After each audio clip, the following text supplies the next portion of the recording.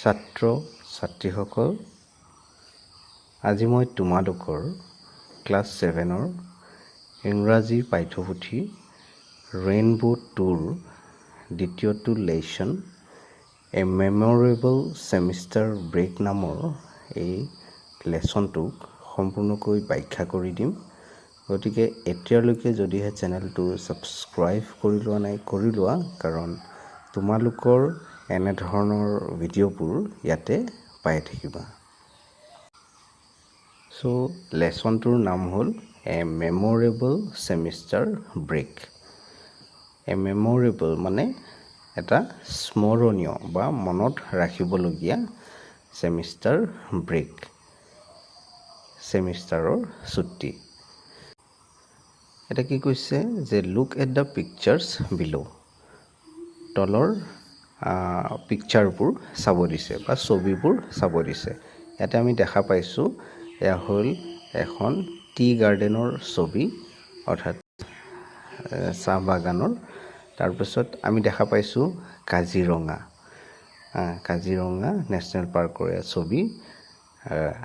এইটো হ'ল ৰংঘৰ, তাৰপিছত এইটো হ'ব কামাখ্যা টেম্পল, তাৰপিছত এয়া ব্ৰহ্মপুত্ৰ নদীৰ ছবি, আৰু এয়া চৰাইদেউ মৈদাম।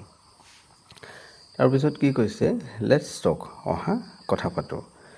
1 নম্বৰটো দি আছে name the state this pictures R from.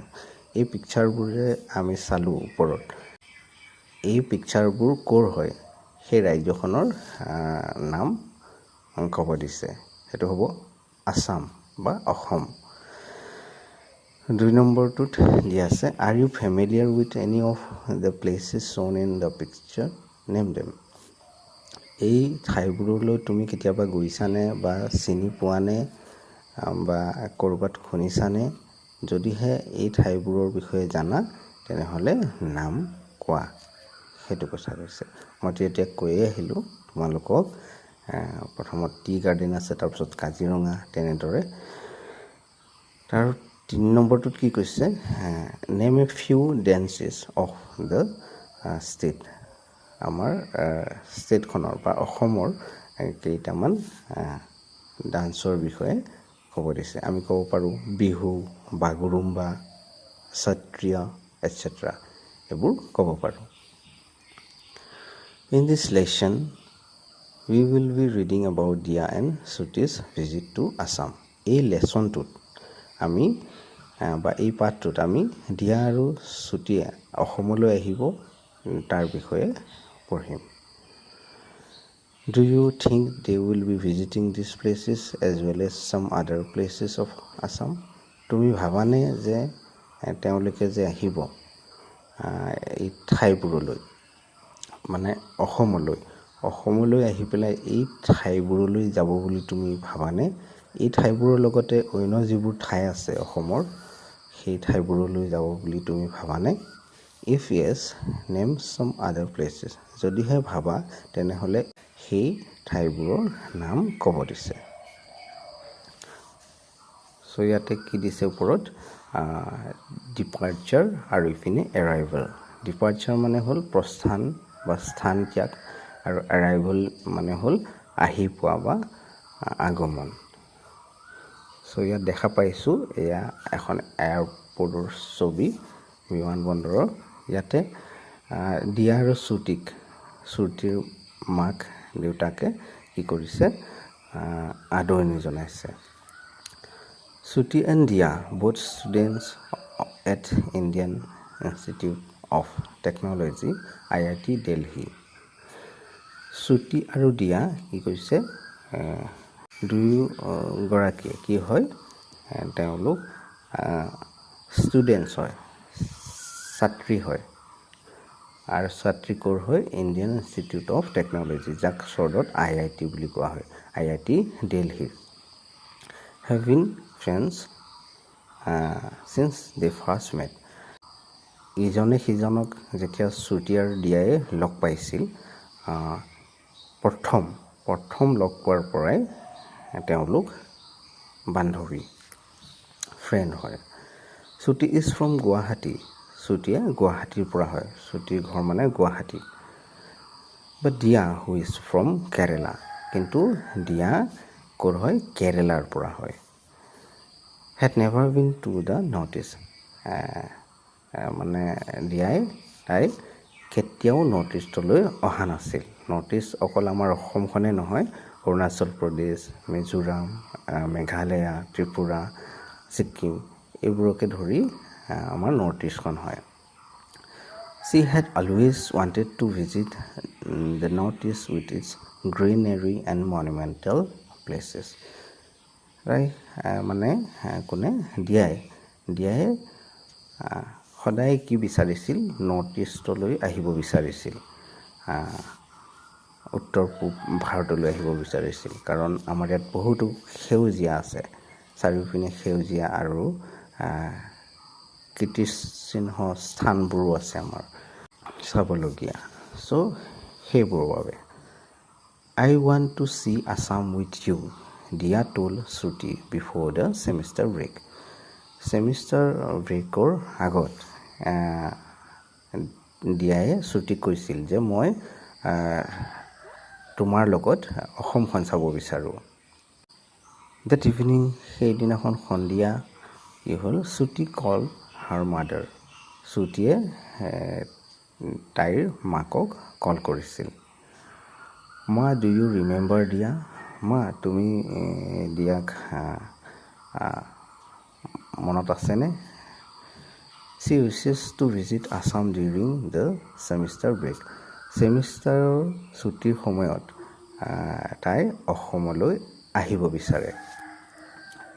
She wants to explore the state.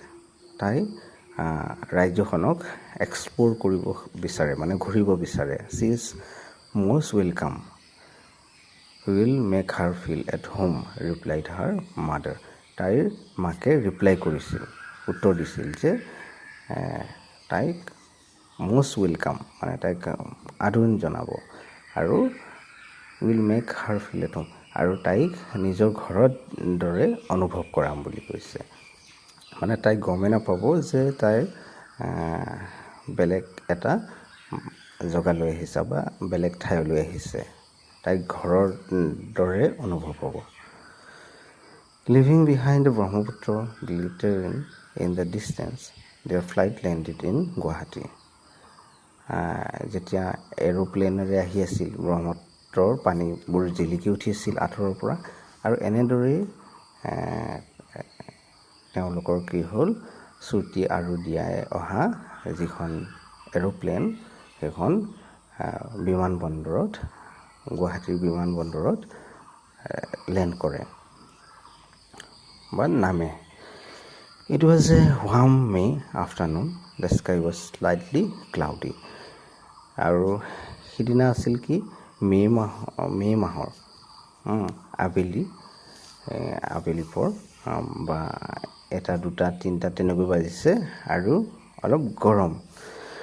The sky was slightly cloudy. আৰু এইটো সময়ত কি, আকাশখনো অলপ ডাৱৰে আৱৰি আছিল। Shruti's parents greeted them at the airport with hugs and bouquet. শ্ৰুতিৰ মাক দেউতাকে তেওঁলোকক কি কৰিছিল, আদৰণি জনাইছিল এয়াৰপৰ্টত, সাৱটি ধৰি পেলাই আৰু ফুলৰ থোপা দি পেলাই। After a quick lunch and rest, they visited the famous Kamakhya temple. অলপ সময় ৰখাৰ পাছত আৰু দুপৰীয়াৰ আহাৰ খোৱাৰ পাছত তেওঁলোকে যি বিখ্যাত কামাখ্যা টেম্পল, কামাখ্যা মন্দিৰ, তালৈ গৈছিল। Dia was struck by the calmness of the sacred hilltop. আৰু দিয়াই যি এই পাহাৰৰ পবিত্ৰ পাহাৰৰ শিখৰৰ ওপৰত থকা কামাখ্যা টেম্পল, তাৰ যি স্থিৰতা, তাক দেখি পেলাই মানে স্থিৰ হৈ ৰৈছিল। Later in the evening, they took a river cruise on the Brahmaputra and enjoyed the sunset. পাছত সন্ধিয়া পৰত তেওঁলোকে কি লৈছিল, এখন নাও লৈছিল, ব্ৰহ্মপুত্ৰৰ ওপৰত চলা এখন নাও লৈছিল, আৰু তাতে তেওঁলোকে তাৰ পৰা যি বেলিটো ডুবা সেইটোক উপভোগ কৰিছিল। The golden sky, soft breeze and live folk music made a perfect introduction of Guwahati. আকাশখনৰ ৰং সোণালী আছিল আৰু যি মৃদু কোমল বতাহ আৰু যি আমাৰ অসমৰ যি লোকসংগীত আছে সেইবোৰে গুৱাহাটীৰ এটা উপযুক্ত পৰিচয় দাঙি ধৰিছিল। This doesn't feel like a real city, Dia is where it feels like a dream. দিয়াই মানে মনে মনে ফুচফুচালে যে এয়া দেখোন প্ৰকৃত চহৰৰ দৰে লগা নাই বা ৰিয়েল চিটিৰ দৰে লগা নাই। It feels like a dream, এয়া এটা সপোনৰ দৰে লাগিছে, এনেকৈ দিয়াই মনে মনে ক'লে। আৰ্লি নেক্সট মৰ্ণিং, পিছৰ দিনাখন ৰাতিপুৱা, খুব ৰাতিপুৱাই দে ড্ৰভ টু কাজিৰঙা নেশ্যনেল পাৰ্ক। তেওঁলোকে কাজিৰঙা নেশ্যনেল পাৰ্কলৈ যাত্ৰা আৰম্ভ কৰিছিল।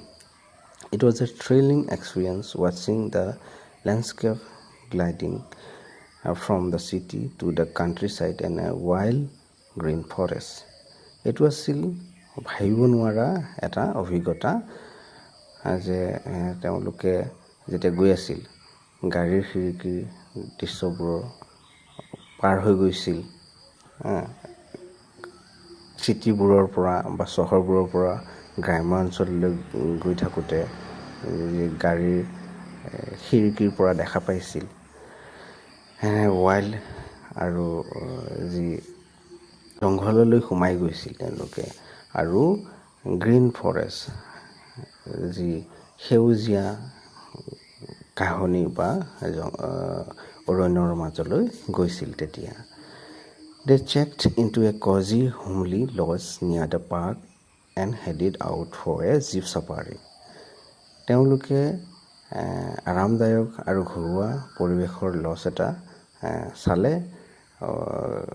নিয়াৰ দ্য পাৰ্কখনৰ বা কাজিৰঙা নেশ্যনেল পাৰ্কৰ কাষতে and headed out for a jeep safari আৰু জীপ চাফাৰীৰ কাৰণে ওলাই গ'ল। The tall elephant grass swayed as they spotted rhinos, wild boars, swamp deer, and even a herd of wild elephants. তেওঁলোকে সেই ওখ ইকৰা যি বতাহত হালি জালি আছিল তাতে দেখা পাইছিল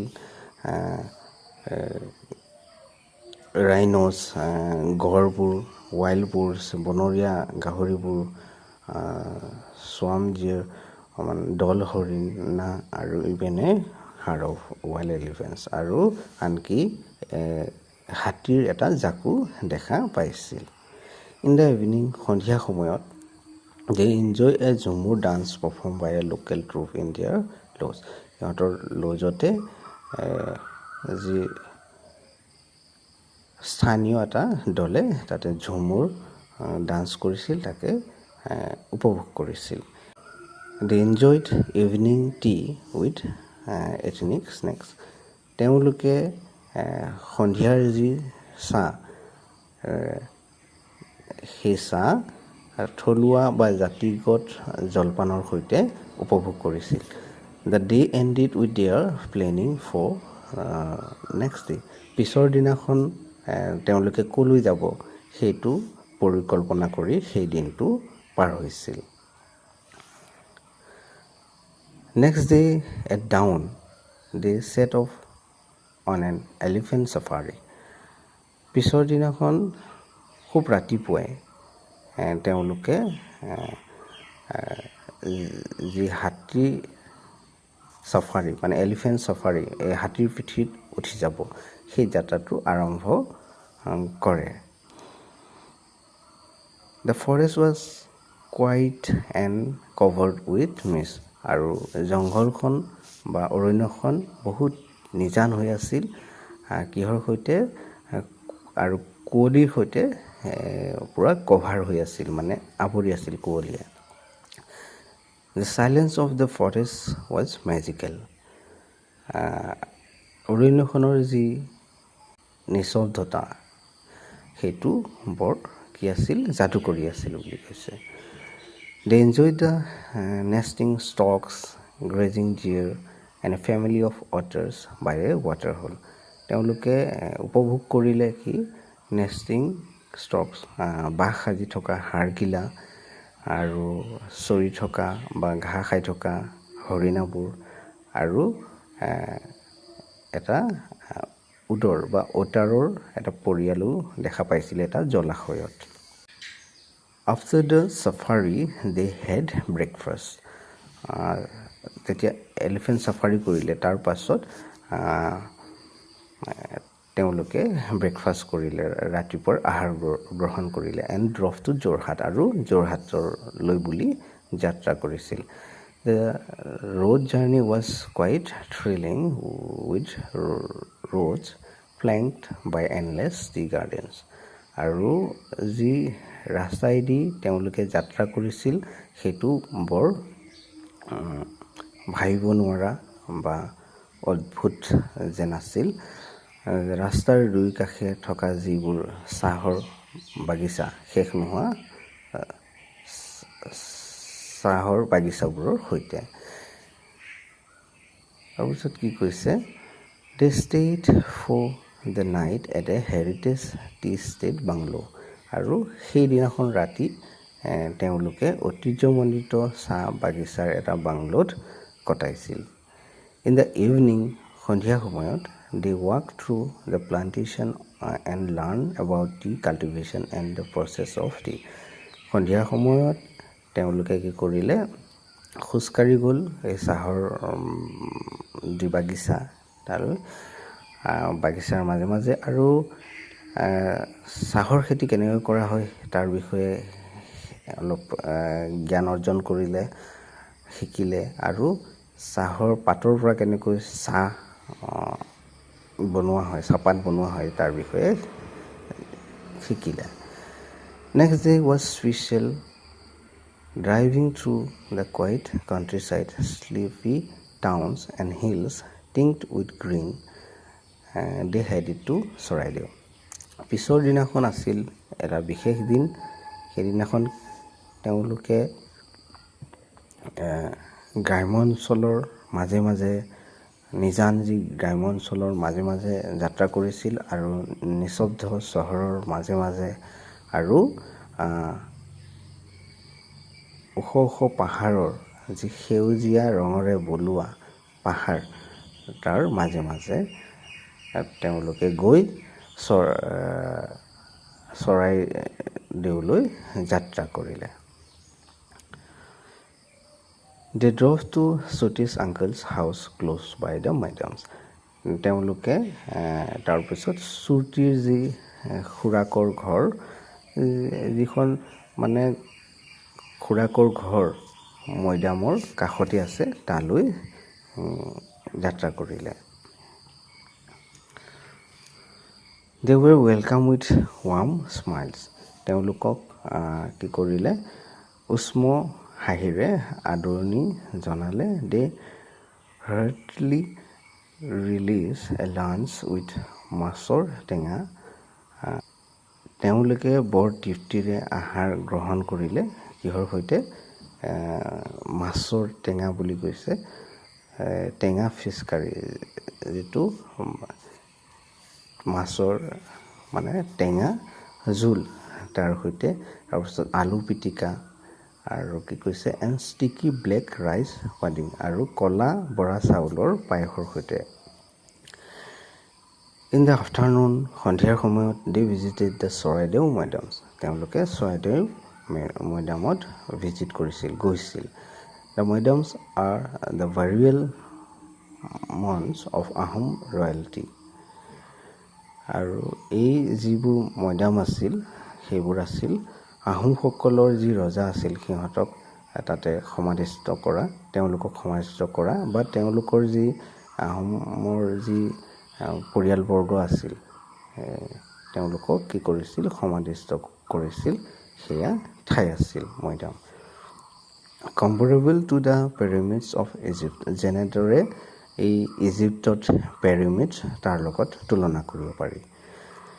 A local guide who happened to be an old friend of Suti's uncle narrated stories of Sukapha, the founder of the Ahom dynasty.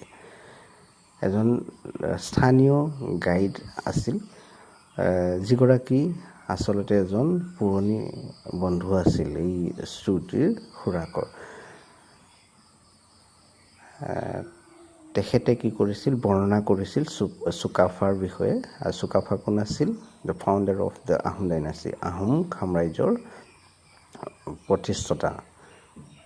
তেখেতেই প্ৰতিষ্ঠা কৰিছিল আহোম ডাইনাষ্টি, আহোম সাম্ৰাজ্য। This land has so' much memory. এই মাটিৰ বহুতো স্মৰণীয় কথা আছে, মনত ৰাখিবলগীয়া কথা আছে।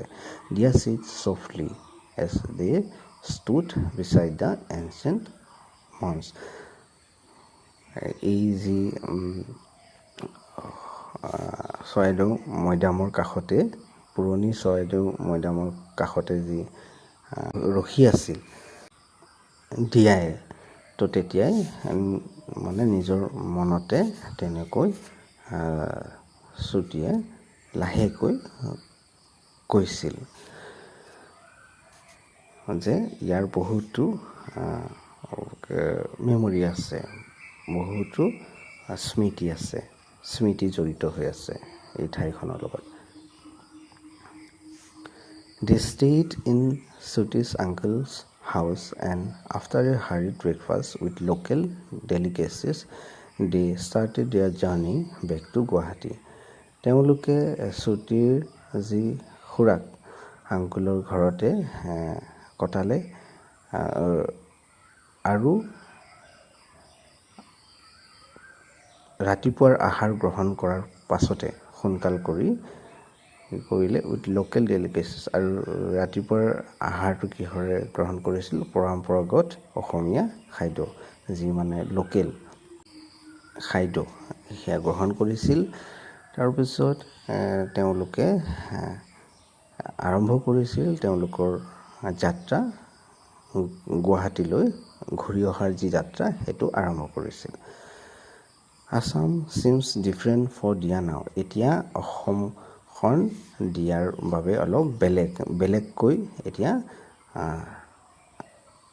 মানে ধাৰণা হ'ল দিয়াৰ। আগত যেনেদৰে ভাবিছিল, চ' এতিয়া সম্পূৰ্ণ কথাবোৰ জানি লোৱাৰ পিছত দিয়াৰ অসমক অলপ বেলেগ ধাৰণা হ'ল অসমৰ বিষয়ে দিয়াৰ। It was not just because she had seen so many beautiful places. এইটো কাৰণে হোৱা নাছিল যে তাই বহুতো ধুনীয়া ধুনীয়া ঠাই চালে অসমত আহি, এইটো কাৰণে হোৱা নাছিল বুলি কৈছে। But because Assam had shifted from a place on a map to a place in her heart. আৰু অসমখন যিহেতু দিয়াই কেৰেলাৰ হয়, কেৰেলাৰ পৰা বহুত আঁতৰত, যদিও আঁতৰত আছে, এতিয়া এইবোৰ কথা জনাৰ পিছত দিয়াৰ মনত এতিয়া অসমখন আঁতৰত থাকিলেও মেপত যদিও আঁতৰত আছে, এতিয়া তাইৰ মানে সেইটোৰ ভিতৰত আছে। তো ছাত্ৰ ছাত্ৰীসকল, ভিডিঅ'টো ইয়ালৈকে আছিল। এতিয়ালৈকে যদিহে চেনেলটো ছাবস্ক্ৰাইব কৰি লোৱা, কাৰণ তোমালোকৰ এনেধৰণৰ ভিডিঅ'বোৰ ইয়াতে পাই থাকিবা।